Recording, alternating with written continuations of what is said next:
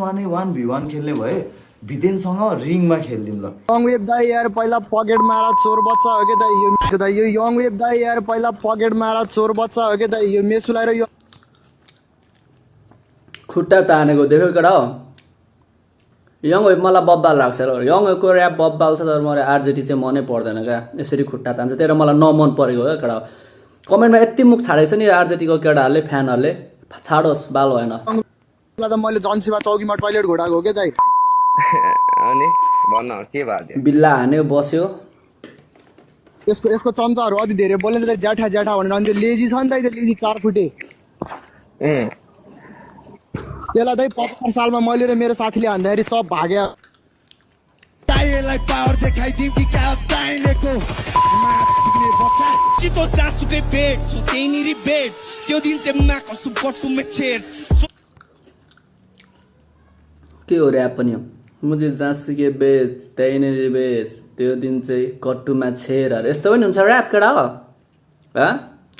आरजेटीको फ्यानहरूले के अरे मलाई एउटा भाइ रहेछ होइन दमकको उसको आफन्त रहेछ दमक आउँछ अरे भाइ दमक आएछ न के चाहिँ उखाड्नु सक्दछ हेर्छु म पनि दमकको कोचे रहेछस्। मुझी तेरो दाई आई चेक सो हेर्दै बस भाइ तेरो दाइले नि बेट त्यो आरजीले चाहिँ इमिडिएटली त्यहाँनिर होइन ताउति सर्चहरू गरेको थियो नि त मलाई गर्न त सबैले गरे हो तर खै त्योसँग चाहिँ जस पर्सनली त्यस्तो भयो त्यो अब केही प्लानिङ त्यस्तो केही नै होइन कि चिनेको भए प्लानिङ गर्यो त्यो गर्यो भन्नु। कतिजनाले त अब म त चिनिसकेको छ नि त मैले पो चिन्दैन त को कुन मुडमा आएको छ होइन। हामी त धेरै पनि थिएन औँलामा गर्नु मिल्ने थियो केटाहरू गएको यहाँबाट त्यो झगडा गर्ने भनेर पनि सोचेको थिएन तर हुन्छ भित्रबाट हुन्छ थाहा थियो भयो नि बाबाले गरिदिन्छ भनेर भयो नि बाबाले जुन दिन फेला पर्छ त्यो दिन चेत्छ क्या। जुन दिन यहाँ घाँटीमा खुकुरी र घोडा निधारमा पर्छ नि त्यो दिन थाहा पाउँछ यस्तो रहेछ उस्तो रहेछ। आफूले आफूलाई कडाओ कहिले पावर थाहा हुँदैन क्या ए मसँग सब छ यस्तो छ केटाहरू छ भनेर कहिले घमण्ड गर्दैन। तिमीहरूको जस्तो डबलिस नि अरूसँग पनि हुन्छ क्या आफूसँग मात्रै हुँदैन। मैला कुट्नु सक्छु भनेर उताको अपोनेन्टमा हुन्छ नि दुश्मनको पनि हुन्छ क्या इगो पावर। त्यो सोचमा थियो झगडा चाहिँ नगर्ने मुभ फर्स्ट मुभ नचल्ने भयो नि बाबाले गरिदिने भनेर चाहिँ सोचेर गएको थियो। अनि तिनीहरू चाहिँ एउटा टाइम सोचेर बसिरहेको रहेछ कतिखेर गर्छ भनेर अनि ठ्याक्क गऱ्यो।